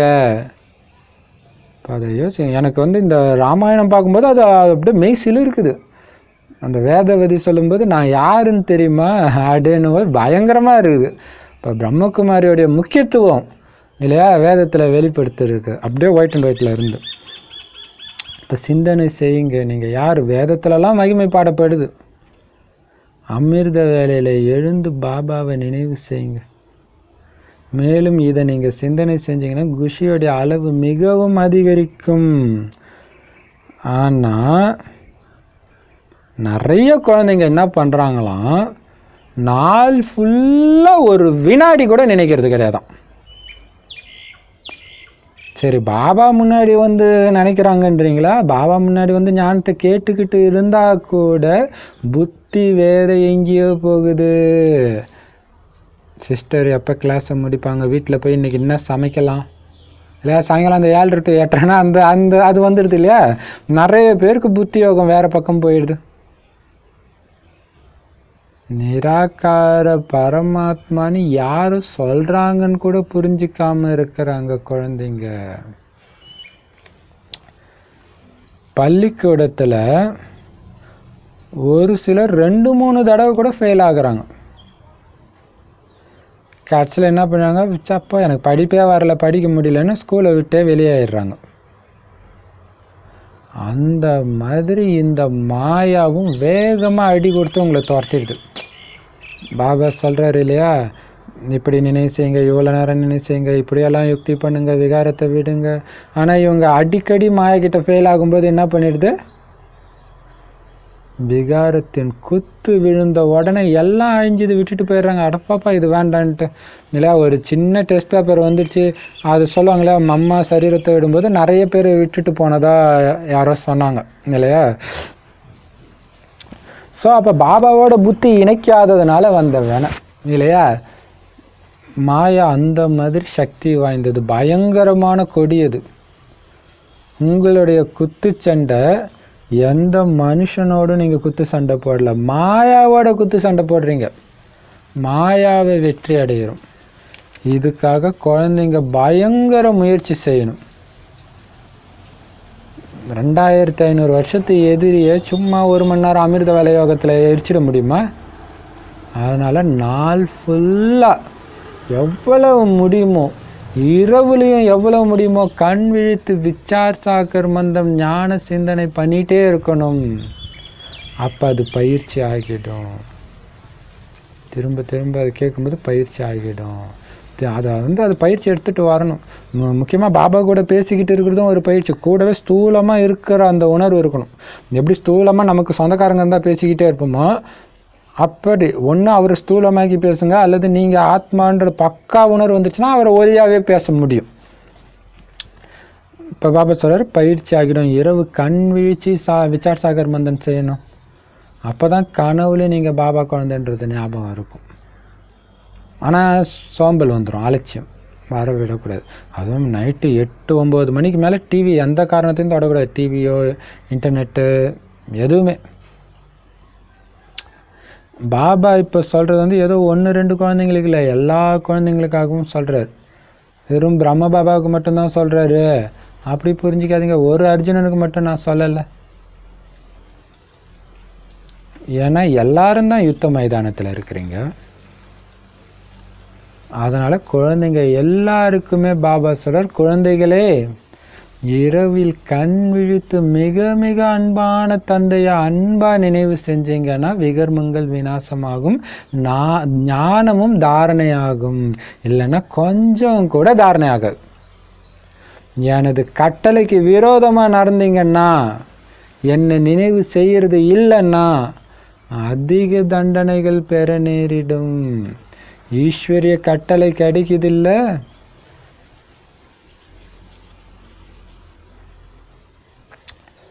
நான் உங்களுடைய மிகவும் இனிமையிலும் இனிமையான தந்தை. அதுதான் பெரிய விஷயம் இல்லையா? பாபா வாணியில் சொல்கிறது தான் ஸ்ரீமத். அதை புரிஞ்சுக்கணும்.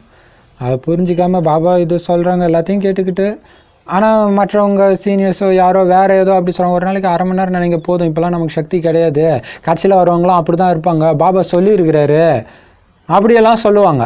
அதை நம்பிட்டு போனீங்கன்னா அவ்வளோதான், முடிஞ்சு போச்சு. அதான் பாபா சொல்ல, என் கட்டளை மீறினீங்கன்னா தண்டனை கிடைக்கும்னாரு. மனிதர்கள் அப்போ இல்லை பாபா எங்களுக்கு இப்படி தான் பாபா சொல்லி கொடுத்தாங்க. சொல்லி கொடுத்தாங்களா? நீ யாரோட ஸ்டூடெண்ட்டு? என்னோட ஸ்டூடெண்ட் தானே. நான் என்ன சொன்னேன்? நீ படிச்சல காட்டி தண்டனை கொடுப்பேன்றது. அதான் பெரிய விஷயம். ஈஸ்வரிய கட்டளை கிடைக்குது தானே, ஈஸ்வரன் கிட்ட இருந்து கிடைக்குது இல்லை உங்களுக்கு. ஈஸ்வரன் கிட்ட இருந்து வர கட்டளைக்கு உங்களுக்கு கிடைக்குது. வாணியில் கேட்குறீங்க டெய்லியும். ஏன்னா நான் உங்களுக்கு இனிமையிலும் இனிமையான தந்தை, உங்களுக்கு தவறான வழியை சொல்ல மாட்டேன். என்ன நீங்கள் நினைவு செய்கிறதன் மூலமாக தான் அடி உத வாங்காமல் நீங்கள் என்கிட்ட வந்து சேர்ந்துடுவீங்க. ஏன்னா தண்டனை அடைஞ்ச பிறகு வர்றது நல்லா இருக்காது பார்க்கறதுக்கு. நேராக உடலை விட்டோன்னே அங்கே போனால் தான் கௌரவம். இங்கேயே பாருங்களாம், கலியுகத்திலேயே சங்கமிகத்தை கூட விட்டுருங்க. சங்கமிகம் வரதுக்கு முன்னாடி கலியுகத்திலே ஒருத்தர் சரீரத்தை விடுறாங்கன்னா டக்குன்னு ஒரு கர்ப்பத்துக்கு போனால் தான் அவனுக்கு மரியாதை. உள்ளே போய் உதவாங்க போகிறான், அது வேறு விஷயம். பட் ஆனால் உடல் கிடைக்காம அலையிறது அது கௌரவம். அது வச்சு அடிப்பேன் அது இதுன்னு பூசாரி மிரட்டி அப்புறம் அங்கேருந்து அந்த உடம்பு விட்டு வேறு உடம்பு போய். அப்போ புத்தியில் பாபா மட்டும் இருக்கணும். தேகதாரி இருந்தால் இப்போ நமக்கு அதை விட மோசமாக இருந்தேன்னா உடம்பும் கிடைக்காது. அதனால் குழந்தைங்களே, என் கட்டளைக்கு விரோதமாக நடக்காதீங்க, நடக்கணும்னு நினைக்க கூட செய்யாதீங்க. கட்டளை ஏற்று நடக்காதவங்களுக்கு பேர் என்ன தெரியுமா? பேரை கெடுக்கிறவங்க, அப்பா பேரை கெடுக்கிறவங்கன்னு அர்த்தம். இவர் உங்களுடைய உண்மையான பாபா, உண்மையான சத்குரு. அதனால் அவருடைய கட்டளை ஏற்று நடக்கணும் தானே. சிவபாபாவோ மிக மிக இனிமையானவர். ஆத்மா சரீரம் ரெண்டையுமே தங்கமாக ஆக்கிடுறாரு. தங்கமான தேகம் என்பது வெறுமனே ஆரோக்கியத்துக்கு மட்டும் சொல்லப்படுறது கிடையாது. அதில் இருக்கிற ஆத்மாவும் தூய்மையானது, சரீரமும் தூய்மையானது. அதைத்தான் தங்கமான சரீரம்னு சொல்லப்படுது. தேவதைகளுக்கு தங்கமான சரீரம் இருந்தது. இப்போ எல்லாருக்குமே அழுக்கான தேகம்தான் இருக்குது. 5 தத்துவங்கள் தம பிரதானம் அப்படின்னா அதனால் அவங்களுக்கு கிடைச்சிருக்கிற சரீரத்தை பாருங்க, அதுவும் தம பிரதானமாக இருக்குது. முகத்தை பாருங்க எப்படி இருக்குது பாருங்க. ஆனால் கிருஷ்ணருக்கோ அதிக மகிமை இருக்குது. ஆனால் அந்த மாதிரி சரீரம் உங்களுக்கு சொர்க்கத்தில் தான் கிடைக்கும். இப்போ நீங்கள் மீண்டும் அந்த மாதிரி தேவதை ஆகுறீங்க. அதனால் முக்கிய விஷயம், இரவில் கண் விழித்து நினைவு செஞ்சீங்கன்னா பழக்கமாகிடும். உறக்கத்தை விட்டுவிட வேண்டும். பயிற்சி செய்வதன் மூலம் அனைத்தும் சாத்தியமே. வேலை வெட்டி, ரொட்டி சுடுவது, சமைப்பது முதலிய அனைத்துமே பயிற்சினால தானே கற்றுக்கிறீங்க. அதே மாதிரி பாபாவை நினைவு செய்யவும் கற்றுக்கணும். யாரை கல்பம் முழுவதும் மறந்து இருந்தீங்களோ, இப்போ அந்த தந்தையே கிடைச்சிருக்கிறாருன்னா அவரை ஒரு வினாடி விடாமல் நினைவு செய்யணும். அப்போ தான் பாபா குஷி அடைவார். எப்படி பாருங்க. இல்லைன்னா இவங்க உண்மையான கட்டளைப்படி நடக்கிற குழந்தை கிடையாதுன்னு பாபா சொல்லுவார். பிறகு அதிக தண்டனை அடைவாங்க. அவங்களுடைய அதிர்ஷ்டத்தில் அடி விழுந்துடுச்சு. இங்கே யாராவது கொஞ்சம் யார் மேலேயாச்சும் கோபப்பட்டால் உடனே கோச்சிக்கிறாங்க. ஆனால் அங்கே தர்மராஜர் தண்டனை கொடுத்தா பிறகு எதுவுமே செய்ய முடியாது. எப்படி சிறையில் அரசாங்கம் மிகவும் இலவசமாக வேலை வாங்குது. சிலர் உழைப்பு இல்லாமலே சிறை தண்டனை அனுபவிக்கிறாங்க. சிலருக்கு முயற்சி செய்ய வேண்டி இருக்குது. ஆக தர்மராஜபுரியிலும் எப்போது தர்மராஜர் தண்டனை கொடுக்கிறாரோ அப்போ உங்களால் எதுவுமே செய்ய முடியாது. உள்ளுக்குள்ளே புரிஞ்சுக்குவீங்க நம்மளுடைய குற்றம்தான் இதுன்ட்டு. அதனால தான் தண்டனை கிடைச்சிருக்குது. இதையும் உணர்வாங்க. அதாவது நம்ம தந்தையுடைய கட்டளை ஏற்று நடக்கலை, அதனால தான் தண்டனை கிடைக்குது. அதனால் பாபா சொல்றார், எவ்வளவு முடியுமோ அவ்வளவுக்கு அவ்வளவு என்ன நினைவு செய்யுங்க. நல்லது. ஸோ இங்கே மெயினாக என்னது, நினைவு செய்கிறது தான் மெயின் கட்டளை. இரவில் கண் விழித்து நினைவு செய்யுங்கன்றார். தாரணையே ஆகாது. நீங்கள் இரவு கண் விழித்து பாபாவை நினைவு செஞ்சால் பாவமும் அழியும், ஞானமும் தாரணை ஆகும். எல்லாம் கொஞ்சம் கூட தாரணை ஆகாது. விரோதமாக நடக்கிறீங்க, என் கட்டளைக்கு விரோதமாக நடக்கிறீங்கன்னா இந்த குழந்தை என் பேரை கெடுக்குதுன்னு புரிஞ்சுக்கு வரோம். ஆனால் இனிமையான தந்தையை நினைவு செய்கிறதன் மூலம் இனிமையான தந்தைக்கிட்ட இனிமையான வீட்டுக்கு போயிடுவீங்க. தண்டனை அடைஞ்சு வர்றது நல்லா இருக்குமா? அதுவும் உண்மையான அப்பா, அவரை நினைக்கிறதுக்கு உங்களுக்கு கஷ்டமாக இருக்குதா? இதுவரைக்கும் கிடைச்சதெல்லாம் பொய். போன ஜென்மத்தில் உங்களை வெட்டி கொலை பண்ணவனே கூட இப்போ உங்களுக்கு சரீர தந்தையாக இருக்கலாம் இல்லையா? ஆனால் இவர் உண்மையான அப்பா. இவர் உங்களுக்கு எந்த கெடுதலுமே பண்ண மாட்டார். உண்மையான சத்குரு. ஸோ அந்த குரு சொன்னாருன்ட்டு அங்கங்கே போய் அலைஞ்சிங்க, என்னென்னமோ பண்ணீங்க. சத்தியமான குரு, உண்மையான சத்தியமான குரு, அவருடைய கட்டளை ஏற்று நடக்கணும் தானே. ஏன்னா அவர் கட்டளை ஏற்று நடக்கும் பொழுது தான் உங்களுக்கு தங்கமான சரீரம் கிடைக்குது. தங்கமான சரீரம்னா என்ன அர்த்தம்னா, ஆரோக்கியமான தேகம் மட்டும் அர்த்தம் கிடையாது. அந்த ஆரோக்கியமான தேகத்துக்குள்ளே இருக்கிற ஆத்மாவும் ஆரோக்கியமானது, அதாவது தூய்மையானதுன்னு அர்த்தம். ஆனால் இன்னைக்கு பாருங்க, பஞ்ச தத்துவமே தம பிரதானமாக இருக்குது. அதனால தான் சரீரத்தில் எத்தனை வியாதி. பிறக்கும்போது இப்போ வாட்ஸ்அப்பில் ரொம்ப ஃபேமஸ், ஒரு குழந்தைக்கு ஒரே கண் இருக்குது, மூக்கே இல்லை, வாய் கூட இருக்குதான்னு தெரியல. அப்போ பாருங்கள் எப்படியெல்லாம் சரீரம் கிடைக்குது. ஏன்னா பஞ்ச தத்துவமே அப்படி ஆயிடுச்சு. அதே மாதிரி முகம் பாருங்க. ஆனால் ஸ்ரீகிருஷ்ணருக்கு அவருடைய அழகு எப்படி இருக்கும் தெரியுமா? அதனால தான் பாபா சொல்றாரு, இங்கே நின்னார்னா எல்லாம் அப்படியே ஸ்தம்பிச்சு போய் நிற்பாங்களாம். அப்போ எப்படி இருக்கும்னு யோசிப்பாங்க. நம்ம கற்பனைக்கு எட்டாததாக இருக்குது இல்லையா? இப்போவே நமக்கு வித்தியாசம் தெரியுதுல. நம்ம குழந்தையா இருக்கும்போது இருந்த பெரியவங்க இருந்த அழகு கம்பேர் பண்ணும்போது இப்போ இருக்கும்போது அப்படி யாருமே அழகாக தெரியல இல்லையா? ஆனால் கிருஷ்ணர் மாதிரி சரீரம் உங்களுக்கு சொர்க்கத்தில் தான் கிடைக்கும். ஸோ அந்த மாதிரி நீங்கள் ஆக போகிறீங்க. அதனால் இரவு கண் விழித்து நீங்கள் நினைவு செய்யுங்க. அதுக்காக தான் செய்கிறீங்க. நீங்கள் நினைவு செஞ்சுட்டே இருந்தீங்கன்னா அது பழக்கமாயிடும். நைட் ஷிஃப்ட்டு போகிறாங்கல்ல, காசுக்காக அவங்களால தூக்கத்தை வெல்ல முடியுது, உங்களால் ஏன் வெல்ல முடியாது? ஏன் நைட் ஷிஃப்ட்டு போயிட்டு வரவங்க எல்லாருக்கும் பகலில் ஒன்றும் தூக்கம் வராது. சும்மா ஒரு அரை மணி நேரம் ஒரு நாள் அப்படி படுத்து எழுந்தா மாதிரி தான் இருக்கும். இப்போ அவங்களே தூக்கத்தை வெல்ற மாதிரி வந்துடுது. அப்போ உங்களால் ஏன் முடியாது? பயிற்சி செஞ்சால் எல்லாமே நடக்க முடியாதுன்னே சொல்ல முடியாது.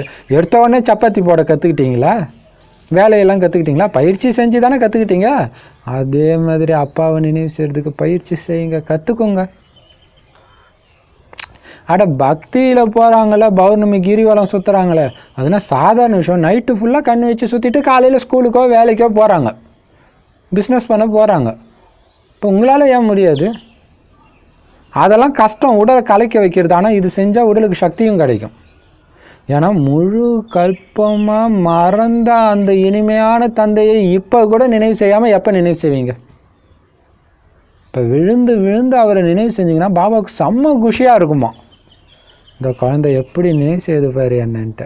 இல்லைன்னா இந்த குழந்தை உண்மையான குழந்தை இல்லை, சும்மா நடிக்குதுன்னு புரிஞ்சுக்க வரோம். கட்டளைப்படி நடக்கிற குழந்தை கிடையாதுன்னு சொல்ல வரோம். அப்போ பாபாவே அப்படி சொல்லிட்டோன்னா எவ்வளோ தண்டனை இல்லையா, அதிக தண்டனை கிடைக்கும். இப்போ பாபா சொல்கிறார், அவங்க அதிர்ஷ்டத்தில் அடி விழுந்துடுச்சு. ஸ்லைட்டாக யாராவது கோபப்பட்டால் உடனே கோபப்படுறீங்க. அவங்க கோபப்படுறாங்க, அது அவங்களுடைய நாடகத்தில் பதிவானது நடந்தே தீரும். உங்களை நான் கோபப்படக்கூடாதுன்னு தானே சொல்லி அனுப்பிச்சோம். இல்லை பாபா, கலியுகவாசி கோபப்பட்டால் பரவாயில்ல பாபா, பிராமண குழந்தை படுறாங்க. ஓ, பிராமண குழந்தை கோபப்பட்டால் கோபப்படலான்னு நான் சொன்னேன் உனக்கு. யாராக இருந்தால் உனக்கு என்ன டெஸ்ட் பேப்பர் வந்து தான் தீரும், பாஸ் ஆகி காட்டு.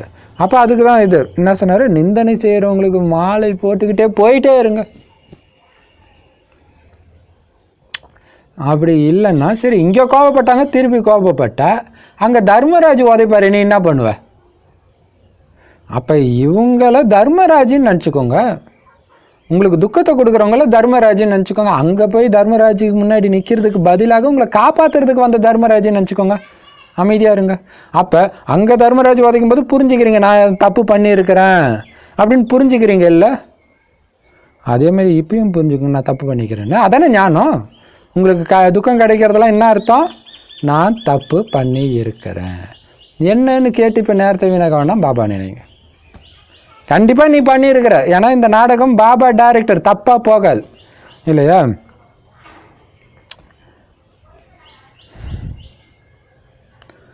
இது புரியல. ஜெயிலில் இலவசமாக வேலை வாங்குதோம் அரசாங்கம் இல்லையா? அங்கே போய் கல் உடைக்கிற வேலை என்னென்னமோ வேலை செய்வாங்க. ஆனால் சிலர் உழைக்காமலே, இப்போ விஐபிலாம் ஜெயிலுக்கு போனாங்கன்னா அவங்க எந்த வேலையும் செய்ய மாட்டாங்க இல்லையா?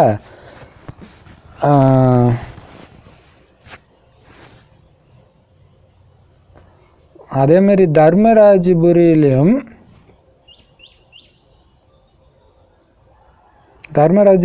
வித்தியாசம் இருக்கும் இல்லையா? எல்லாரும் தண்டனையும் ஒரே மாதிரி இருக்காது.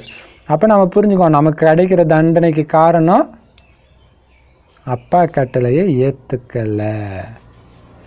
என்ன பாபா அப்படி உன்னுடைய கட்டளை சொல்லு பாபா, நான் ஃபாலோ பண்ணுறேன்.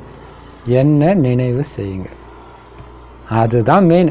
24 மணி நேரம் புத்தியில் என்ன வை இல்லையா?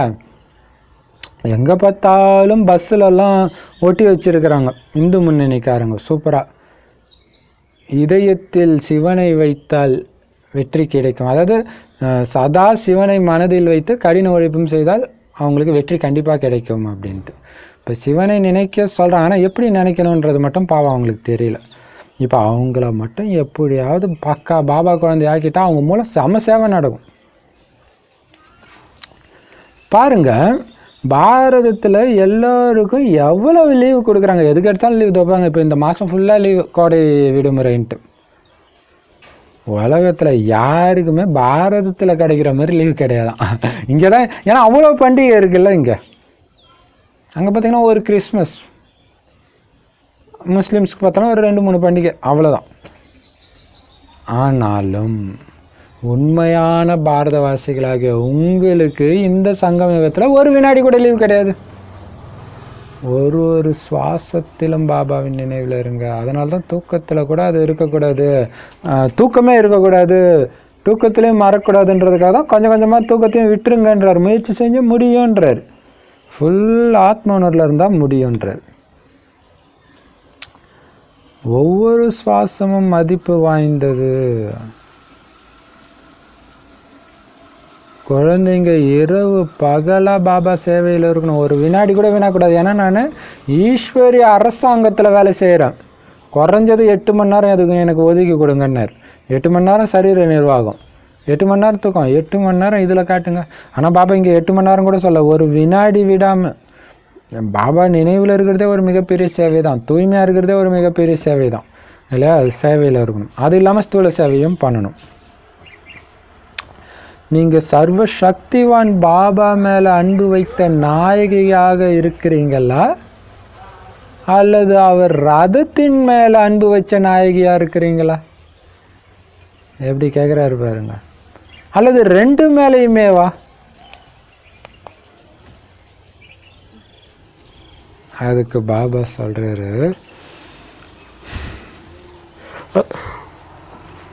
அதுக்கு என்ன பதில்? பாபா மேல அன்பு வச்ச நாயகியா, ரதத்தின் மேல அன்பு வச்ச நாயகியா, அல்லது 2த்தின் மேல அன்பு வச்ச நாயகியா? நான் பாபா இப்படி கேட்டீங்க, ஃபர்ஸ்ட் 2 கேள்வி கேட்டா கூட பாபான்னு சொல்லிடலாம். பாபா சொல்றார், நிச்சயமா இருவரின் மீதும் நேசம் உள்ளவராக இருக்க வேண்டும். ஏன்னா உங்க புத்தியில சிவபாபா இந்த ரதத்துல இருக்கிறாருன்னு இருக்கும் இல்லையா? அவர் இருக்கிற காரணத்தினால இவர் மேல நீங்க நேசம் கொண்டு இருக்கிறீங்க. சிவனுடைய ஆலயத்திலும் கூட நந்தி வைக்கப்பட்டிருக்குல்ல, அதுக்கும் பூஜை நடக்குது இல்ல? எவ்வளவு ஆழமான விஷயங்கள். நீங்க பிரம்மா பாபா மேல வச்ச அன்பு தான் அங்க நந்திக்கு அப்படி பூஜை நடக்குது. நந்தி இல்லாத லிங்கம் இருக்குமா? எவ்வளவு ஆழமான விஷயங்கள். யாரு தினந்தோறும் ஒரு நாள் விடாம முரளி கேட்கறது இல்லையோ, அவங்க கண்டிப்பா ஏதோ ஒரு முக்கியமான விஷயத்தை தவற விட்டுடுவாங்க. எவ்வளவு பெரிய எச்சரிக்கை பாருங்க. தினந்தோறும் முரளி கேட்கறவங்க ஒருபோதும் ஃபெயில் ஆக மாட்டாங்க. எவ்வளவு எச்சரிக்கை பார்த்தீங்களா? முரளி கேட்கறதுல அலட்சியம் இருந்துடக்கூடாது. அந்த முரளி இல்லைனாலும் அன்னைக்கு வேற ஏதோ ஒரு முரளியாச்சும் வச்சு படிச்சிடணும். ஏன்னா அது காலையில் அந்த புத்திக்கு உணவு கொடுத்தோன்னா அதுக்கு ஸ்ட்ராங்காக இருக்கும், மைண்டில் சொல்லிக்கிட்டே இருக்கும். அவங்களுடைய நடத்தையும் நல்லா இருக்கும். பாபாவை நினைவு செய்யறதுல தான் அதிகப்படியான லாபம் இருக்குது. ஆனால் சூப்பர் பாயிண்ட் சொல்றாரு பாருங்க, பாபாவை நினைவு செய்யறதுல தான் மிக நல்ல லாபம். ஆனா அதை விட நல்ல லாபம் ஒன்று இருக்குது. என்னவா இருக்கும்? பாபாவின் ஞானத்தை நினைவு செய்வது. என்ன மாதிரி பாயிண்ட் பாருங்க, ஞானத்தை நினைவு. அதனால தான் நம்ம ப்ராக்டிஸில் ஞானத்தை சேர்த்து போடுறது. ஏன்னா அந்த ஞானம் தான் உங்களை டக்கு டக்கு டக்கு டக்குன்னு மாற்றும். அந்த ஒரு வைராக்கியம் வரும். பாபா அதாவது ஞான பாயிண்ட் வந்து பாபா உங்ககிட்ட பேசுறது. திரும்ப திரும்ப நினைவு செய்ய திரும்ப பாபா உங்ககிட்ட பேசிட்டு இருக்காரு. நினைவு செய்கிறதும் நன்மை, ஞானமும் நன்மை. பாபாவை நினைவு செய்வதாலோ விகர்மங்கள் விநாசமாகுது, மேலும் உயர்ந்த பதவியும் கிடைக்குது. எங்க பாபா இருக்கிறாரோ அதுக்கு பேர் என்ன? முக்தி தாமம், பிரம்மலோகம். ஆனா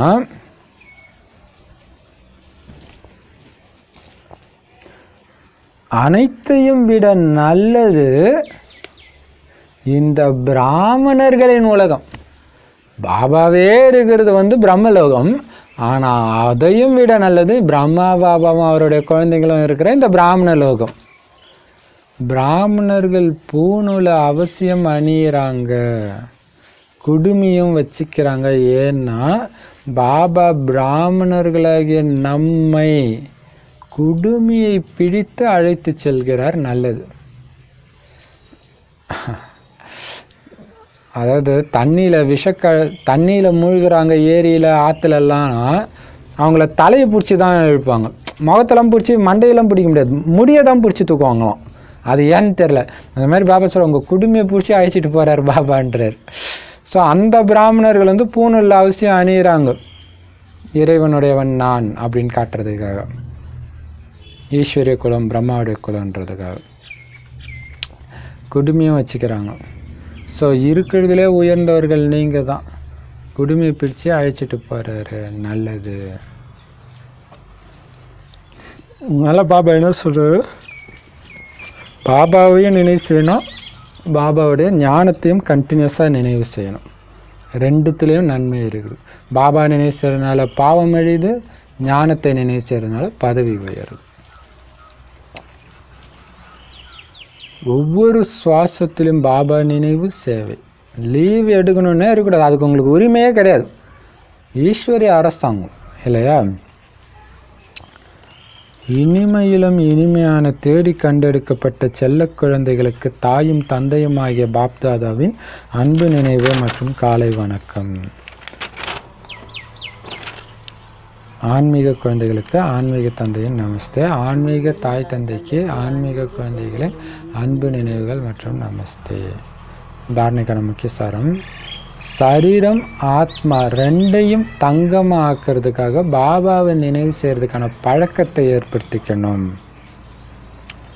ஒருபொழுதும் கட்டளைக்கு விரோதமாக நடக்கக்கூடாது. தங்க தேகம், இங்கே தங்க தேகம்னா தங்கத்தில் இருக்காது, ஆரோக்கியம். அப்படி ஒரு ஆரோக்கியம் இல்லையா, வஜ்ர தேகம் அது மாதிரி சொல்கிறாங்களே, அது மாதிரி ஆரோக்கியமாக இருக்கும். ஸோ அப்படி ஆகணும்னா அப்பாவை நினைவு செய்கிற பழக்கத்தை ஏற்படுத்துங்க. பாபா கட்டளை மீறுறவராக எப்பவுமே ஆகாதீங்க, தண்டனை கிடைக்கும். படிப்புக்கான நேரத்தில் பாபா எதிரில் உட்காந்துக்கிட்டே உங்கள் புத்தி அங்கே இங்கே அலையுதா செக் பண்ணுங்க. எந்த காரணத்துக்கு ஒன்றும் படிப்பை தவற விடக்கூடாது. ஸோ முரளி கேட்காமலும் இருக்கக்கூடாது, கேட்கும்போது புத்தி எங்கேயும் அலையவும் கூடாது. மாயாவுடைய குத்துச்சண்டையில் தோல்வி அடைய. ஸோ அதை ஆழமாக கேட்கணும். ஒரு தடவை படித்தா பிரஜையாக தான் ஆவீங்க, பல தடவை படிக்கணும் இல்லையா? அது ஒரு முக்கியமானது இல்லை. அதை யோசிச்சு பாருங்களா, அன்னைக்கு வாணியை மட்டும் மிஸ் பண்ணாங்களே, நிறைய பேருக்கு ஒன்றுமே புரியாது. ஆனால் நிறைய பேர் அதை மிஸ் பண்ணியிருப்பாங்க, கேட்டோம் அது ஒரு பெரிய விஷயமா எடுத்துருக்க மாட்டாங்க. அதனால பாபா சொல்ல, ஒரு பாயிண்ட்டை தவற விடாதீங்க. மாயாவுடைய குத்துச்சண்டையில் தோல்வியோட இப்போ பாருங்க, பெரிய விஷயம் இல்லையா? மாயாவுடைய குத்துச்சண்டையில் தோல்வி அடைஞ்சிடக்கூடாது குழந்தை. மாயா எத்தனை தடவை குத்து வாங்கினாலும் திருப்பி பல தடவை நீங்கள் தான் மாயாவை குத்தணும். மாயாவை குத்த விட்டு வேடிக்கை பார்த்துட்டு இருக்கக்கூடாது. அதுக்கு சக்தி எப்படி கிடைக்கும்? படிப்பு, ஞான சஞ்சீவனி மூலமாக கிடைக்கும். வரதானம், சுயஸ்திதி மூலமாக ஒவ்வொரு பரஸ்திதியையும் கடந்து செல்லக்கூடிய மாஸ்டர் திரிகாலதர்ஷி ஆகுங்க. பரஸ்திதினா சூழ்நிலை, சுயஸ்திதினா தெரியும் இல்லையா, தன்னுடைய சுயநிலைப்பாடு. இதன் மூலமாக ஒவ்வொரு சூழ்நிலையும் வெற்றிகரமாக கடந்து செல்லக்கூடிய மாஸ்டர் திரிகாலதர்ஷி ஆகுங்க. எந்த குழந்தைங்க திரிகாலதர்ஷி ஸ்திதியில் நிலைச்சி இருக்கிறாங்களோ அவங்க தங்களுடைய சுயஸ்திதி மூலம் ஒவ்வொரு பரஸ்திதியையும் எதுவுமே இல்லாத மாதிரி கடந்து போயிடுவாங்க. சூப்பர் பாயிண்ட் இது. திரிகாலதர்ஷி ஸ்திதியில் நிலைச்சிருக்கிறவங்க 3 கால ஞானமும் புத்தியில் ஓட விட்டுட்டு இருக்கிறவங்க கண்டிப்பாக தன்னுடைய சுயநிலையிலேருந்து இறங்க மாட்டாங்க. சக்கரம் சுற்றிக்கிட்டே இருக்கும், நான் தான் அந்த தேவதை, நடக்கிறதெல்லாம் முன்வினை பயன் அப்படின்னு இருக்கிறவங்க எதுக்கும் டென்ஷன் ஆக மாட்டாங்க, எல்லாத்தையும் ஏற்றுக்குவாங்க. பாவம் எரியுது, ஆனால் நான் நாராயணனுடைய குணத்தை வெளிப்படுத்தணும், நிந்தனை செய்கிறவங்களுக்கு மாலை அணிவிக்கணும், குணங்களின் மாலை அணிவிக்கணும். ஸோ இந்த மாதிரி ப்ராக்டிஸில் மூழ்கி இருக்கிறவங்க சுயஸ்திதியில் இறங்க மாட்டாங்க. அந்த சுயஸ்திதியில் இருக்கிறதுனால எந்த சூழ்நிலையின் பாதிப்புலையும் அவங்க வரமாட்டாங்க. இந்த பாதிப்பு ஏற்பட்ட மாதிரியே தெரியாது, அப்படியே கடந்து போவாங்க. அதுதான் அங்கே சீதையை நெருப்பில் நடக்க விடுற ராமர்னும் போது நெருப்பில் நடந்த ஒரு அறிகுறியே இல்லாமல் முழுசாக வெளியே வர்றதோடைய அர்த்தம் அதுதான். அப்படின்னா நெருப்பு மாதிரி இருக்கிற சூழ்நிலை அந்த பாதிப்பே ஏற்படுத்தலை, அப்படி கடந்து வருவாங்க. எதுவுமே பாதிப்பு இல்லாத மாதிரி கடந்து போயிடுவாங்க. சூப்பர் இல்லை? ஞானம் நிறைந்த திரிகாலதரிசி ஆத்மாக்கள் சமயத்தின் அனுசாரம் ஒவ்வொரு சக்தியையும், ஒவ்வொரு விஷயத்தையும், ஒவ்வொரு குணத்தையும் பாபா கொடுத்த கட்டளைப்படி நடத்துவாங்க.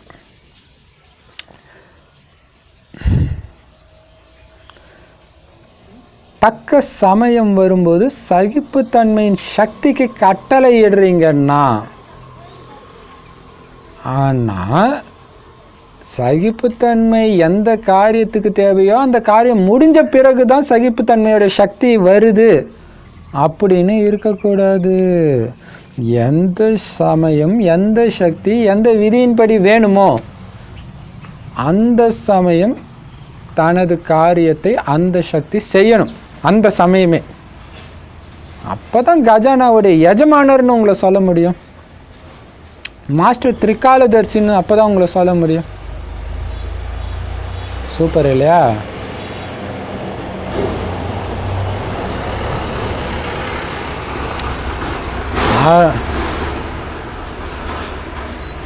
அரை மணி நேரத்தில் பக்கத்து ஊரில் இன்டர்வியூக்கு நான் போகணுன்ட்டு வண்டியை ஸ்டார்ட் பண்ணுறேன். அது கிளம்புறதுக்கே 1 மணி நேரம் ஆகுதுன்னா அந்த வண்டி இருந்து என்ன பிரயோஜனம், இல்லைன்னா என்ன பிரயோஜனம்?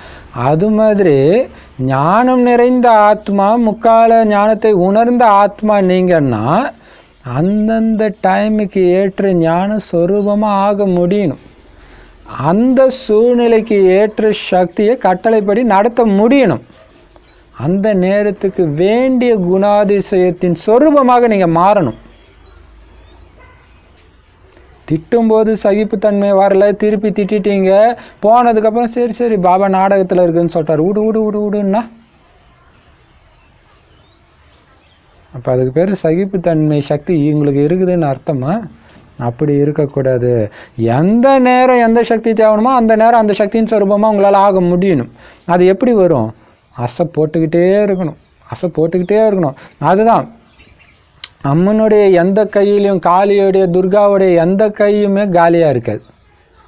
என்ன அர்த்தம்? புத்தியில் எல்லா ஞான ஆயுதமும் எப்பவும் சுற்றிக்கிட்டே இருக்கணும். அப்போ தான் அந்தந்த நேரத்துக்கு ஏற்ற மாதிரி அந்தந்த ஆயுதம் போய் வேலை செய்யும். ஸோ எதையுமே விதிப்படி செய்யணும். அதுவும் ஒன்று இருக்குது. ஸோ ஒவ்வொரு அதுக்கு என்ன பண்ணணும்?